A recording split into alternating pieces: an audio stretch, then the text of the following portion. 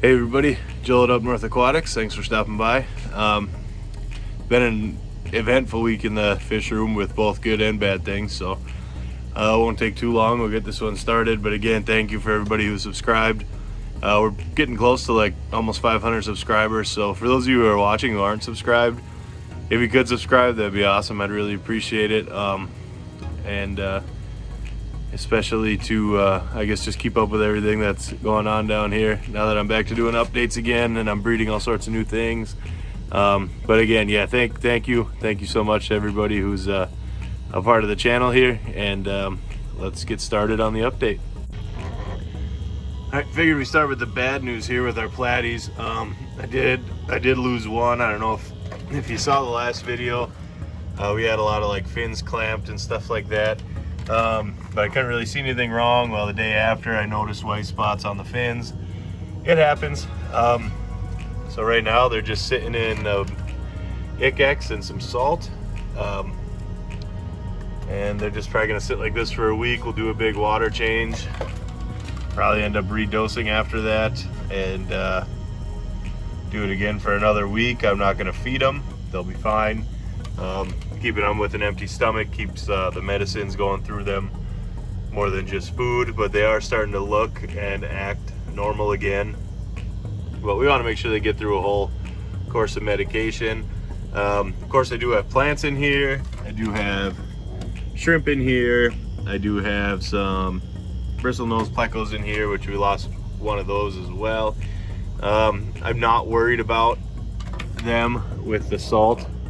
I know a lot of people don't do salt with snails, shrimp, plants, whatever. I haven't had an issue. Dose the salt with your medication, and just kind of let it roll. When you're done, do some big water changes over the course of a few days to get it all out of the water, and you'll be all right. Again, I've never had an issue. There's still a shrimp that's buried up, even with salt in the water, and that tells me that they'll be fine, because when shrimp aren't happy, they'll actually release their eggs or their shrimplets release their eggs before their shrimplets that can live on their own and basically like kind of terminate their own pregnancy, I guess would be the best way to say it, even though it sounds horrible. But so that tells me that they're still maybe not thriving, but they're surviving just fine in the salt and medicine. So that's our bad news. Let's work our way around and see a couple of good things going on. Venom, he's doing fantastic. I put this light here for these 2.5 gallons instead of having an overhead light, and I'll explain that in a second.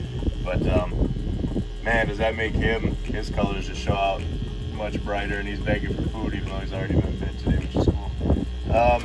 Yeah, since I brought it up, these tanks with my cherry shrimp used to have a light right on top of the tank, but as you can see here, the shrimp started going from red to like pink and white, and I think my theory is it was just so dang bright in the tank that they were trying to blend in. So instead of doing a direct overhead light, we got rid of that one, put it on a planted tank in my kid's bedroom, and put a spotlight kind of way far away so that the plants will still do all right. But if the shrimp are more in the dark, in theory, they'll color back up because they know that they can without exposing themselves. So that's something interesting I'm trying out, I guess. Frog's still doing fine. Boona still haven't been moved. Pea puffers are MIA. I moved into my kid's bedroom. They wanted them. Now I'm not really doing anything with them, so now I just kind of have leftover white clouds in here that'll sell. I think there's like 4 of them left in this tank, and some plants that'll get moved around as I see fit. Just keeping them alive in here for now, really. But yeah, so all this stuff's normal, and let's move on to some of the good surprises. All right, thing I'm most excited about, these high fin Variatus are going nuts in here. That was the 2 males kind of sparring, chasing around a little bit, but these females, all 3 of them are huge and plump and producing like crazy. There's a baby. There's a baby. Oh, where is it? There's a baby. Baby, baby. You get the point. There's one in the plants. They are making a lot of new fish for me, so that is fantastic. I'm super excited about these guys, super nervous for things to go wrong, but they already have babies that are out open swimming that they're not eating because they're so worried about each other. This spawning mop, I guarantee if I lifted that up, would be full of them because you see them come in and out, in and out. Same thing with these plants up here. And nobody's eaten any shrimp yet either. Ignore the nasty floating food. The shrimp aren't picking away at that. So hopefully the shrimp are smart enough to use the spawning mops to hide their little shrimplets as well in the live plants. And I think this tank is gonna, I mean, at least so far, is producing a ton. So I think it's gonna continue to do so. And then another neat surprise.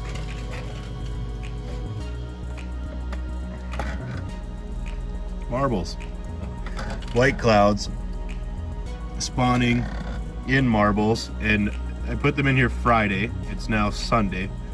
And before I even pulled the fish, which I'm gonna do in the morning, they've already, if I can get it to focus, did you see that dart under the plant there? There it is. They already have fry like free swimming in here with them, and they're not known to eat their own babies, which is great. Already have fry just swimming around in here with them, so that tells me that they probably spawned right away when I put them in the bucket, like without even going through a light cycle, which is odd, but I'll take it because I'm moving a lot of these guys. So there it is. But yeah, basically the plant gives the fish something to spawn into. Let me change my focus here. The eggs fall through the plant and down into the marbles, and then the adults can't eat the eggs because they're under a layer of marbles. And all we have for filtration is one bio ball that was in a cycled tank before, so it has some good bacteria on it. A couple little clumps of plants, just Velvet Salvinia, I believe it's called, just to take any chance of having like any sort of ammonia or anything in the water. They'll eat that. A little bit of duckweed and a little bit of just bubbles to move the water around so that all the water and the waste gets to the bio ball and to the plants. So super cool, super fruitful. We love to see it, especially since I know I can move these guys. And yeah, kind of neat. I don't think I've ever showed this stage of it with them freshly hatched in a bucket. I've showed you how to set it up, and I've showed you how to I've showed you the final product when they end up in their grow out tanks, but I don't think I've ever showed you just how freaking tiny, see if I can use my finger for scale, just how tiny these little babies are right when they first hatch. So that's neat. We'll keep moving along. All right, the Oscars. I was gonna do like a species only video on these guys this week because last week's update was so boring and nothing happened. Then a bunch of stuff happened, so can't ignore those things, the good and the bad, or else I wouldn't be like genuine to the hobby or to the channel. So we'll put the care video on Oscars on hold for next time we have a boring week, or if I want to like release an extra video or something. Well, these guys are super cool and they're still doing their thing, just chilling. They hang out with me because they're like little puppy dogs, and I'm allergic to like every animal under the sun, so I have Oscars instead. This one's Moto, named after the hippo in Madagascar, because my kids were probably watching that at the time. And this one's Mickey, and my kids were probably watching Mickey at the time when we got him. Venom, they were into superheroes when we got Venom, and Carnage, Lagar, and you get the point, so we'll keep moving on. The last male Betta from when I was breeding these guys. Of course he goes and hide. He is for sale for my local people if you want him. If not, I wouldn't mind letting him live out his life in this tub, because I think it's just like the coolest thing to see him from the top, because his top is purple and his fins are like white. So you can see, like, as he just is moping around, he's just kind of, even when he's moping around and sitting still, it's just lots of flickers of white. See if I can get some light on it without freaking him out. See, I think that's just beautiful. But yeah, let me know if you want him. His tail's pink, body's purple, fins are white. And we'll move on. Nothing crazy new on the breeding rack, really. Still, we got our one little mystery fish in here that I have no idea what it is, as well as all of our inverts, blue shrimp, more blue shrimp with our antlers, and gosh, I really should clean the front of this thing. There are a ton of new babies in here, which is great because I could sell the heck out of these two. Everybody loves the live bears and easy to care for stuff. Here's some white clouds that are ready to go into the big tank with the adults, and some more. And I'm gonna have to take the time to fish every single one of these dang things out, because now I need the tank space since my other ones are spawning like mad. More antlers and blue shrimp. Forgot to mention the cherries in here, as well as some crypts, these plants in the corner. Got them from a guy locally, traded it for some plants. And I don't know, I think they're cool and they're low light, so I put them up front where they won't get choked out by the plants on top, but they still get hit with these lights shining down. There's some of our cherry shrimp all over the place. Here's our blues. Good shot of some of our blues. Another antler tank with a ton of babies. I'm noticing I'm getting a ton of females and not enough males. I guess that could be a thing. Sometimes they'll drop only females, which is cool for like one generation, but then I'm kind of like screwed, if you know what I'm saying, for continuing on. And then here is the world's smallest spawn of white clouds. I think there's 5, but yeah, they're getting to the size too where I could fish them out and get, that'll leave me 1, 2, yeah, 3 more spawns going down here. Holding tank for some goldfish waiting to go to my sister's pond. I grow plants really fast in here because they create a lot of waste. Sell a lot of plants out of here. I keep bio balls in here in case I need to cycle something quick. And then let's see if we can get a look at Carnage the Gar. If I had to take a wild guess, it's probably right under that clump of plants, because I can't see him anywhere. I found that's the trick with him. You gotta have something in here for him to hide under if you want to see him up at the surface ever. Otherwise he'll like sulk, and I know it's his nature, he is wild caught, so I'm gonna have to leave some plant cover in here to get him to come up and out. All these plants ended up in here because they were for an order for a good friend of mine, and he got sick and couldn't pick them up, and they were sitting in bags on my counter, so I dumped them all in here.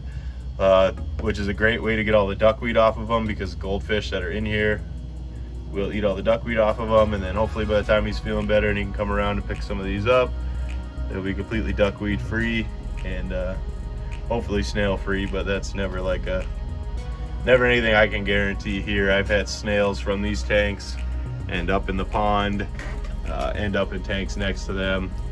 That's why I breed things like egg scatterers in 5-gallon buckets, because I know that's snail free and I can keep it on a shelf like that, tucked underneath any other tanks, so no snails free fall into there. But yeah, unfortunately no guest appearances by Carnage here, and I know I'm starting to ramble. Snails are bad for egg scatterers because snails eat eggs. I know I brought that up and didn't really explain it too much. And then here's our final, I promise, final bad thing before we'll move on to the last big tank we have here and get my rolly chair, because I am in a crawl space. As you all know, my ceilings are right here. Well, some of you don't know, but for those of you who know, you know. I'm down to 2 females. About 4 females and 2 male guppies, and all of them died except these 2 females right away. One of them was a fry, the one on the right, that the dude gave me free because he caught it, and he was like, whatever, and dumped it in there, and I was like, thanks. And the other one has definitely been hit, so we're waiting for it to either die or pop and have some babies, which is like horrible to say out loud. But really, because I don't know what the issue is. It could be a parameter issue because I picked them up in a different state. Maybe they just weren't used to this water. They're not as hardy as the other fish, because guppies are never really that hardy anymore because they're inbred so much, and they couldn't handle the parameter change like all the other fish I got could. Or what? Because there's like no signs of disease. They're eating fine. The temperature's fine, and nothing else in here is struggling. Shrimp and snails all doing fantastic. And excuse me, yeah, so we'll see what happens with her. We're kind of a bummer to only end up with 2 females left, but hopefully they can do their thing and fill this tank up pretty quick for us. I tried the most redneck way to hang this light, because balling on a budget, I guess, and that didn't work out, so I'm gonna have to break out the big bucks and probably spend like $10 on a chain or something. But I figured I'd show that, because I show everything I try, whether it is a success or a failure. And we'll take one look at this goldfish tank, and I promise we'll be done. Okay, the only thing that's changed here is, unfortunately, my black and white goldfish is starting to turn orange, which I never would sell them anyway because I love them. But if he would have stayed black and white only, he would have been like a $300-400 fish, because that's super rare. Other than that, everybody's doing really well. I had to upgrade the size of their like feeding tube to a Fago bottle instead of a water bottle, because this pearl scale likes to go in there and get stuck. Still just a ton of white clouds doing their thing, minus the 5 adults I have spawning. These plant roots are going nuts. I think this is like Amazon frog bit. I don't know though. If anybody knows, let me know. And I mean, really, that's about it here. Not much going on. And as I trip over toys, the rare Tetra tank, or not as common Tetra tank, still busy as hell. Nothing but movement all the time. Probably looks a lot different now because I took a lot of hornwort out. I left some to regrow. Took a lot of the hornwort out to sell, which was the stuff in the pond, and I replaced it with some of these rooted floating plants, just to kind of get this effect. But like a plant that size in a tank this small would make a world of a difference, because the roots would come like halfway down into the tank, and you'd get like this little gap between like the logs and the skull and stuff, and the roots with fish swimming out of it, and I think it'll look good, but time will tell. And that does it for everything down here. And actually, hold on, I got one more thing. That one more thing is our axolotl, Freckles, who is massive and now living in a 30-gallon in my office instead of his 20-gallon. And surprisingly, he has 6 baby white clouds as roommates now, because I wasn't sure if he'd eat them or not, but I figured they're fast enough that he wouldn't, and he doesn't. And a bunch of mystery snails I'm growing out, the golden things. Wasn't planning on filming this tank, so of course it's a little algae covered, but I think you can see for the most part. Got these elephant snails as a gift. Apparently they only have like 1 baby at a time, and 1 plant that's not taking off at all. So I don't know, I completely forgot to throw him into our last couple updates, but yeah, there he is.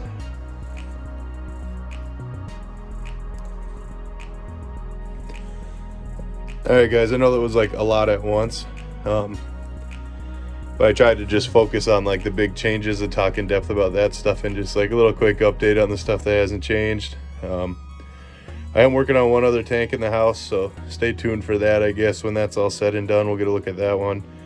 It's a kind of a gift for my kids, but I'm doing it a little differently, and the stocking's a little weird, but I think it'll work the way I do it.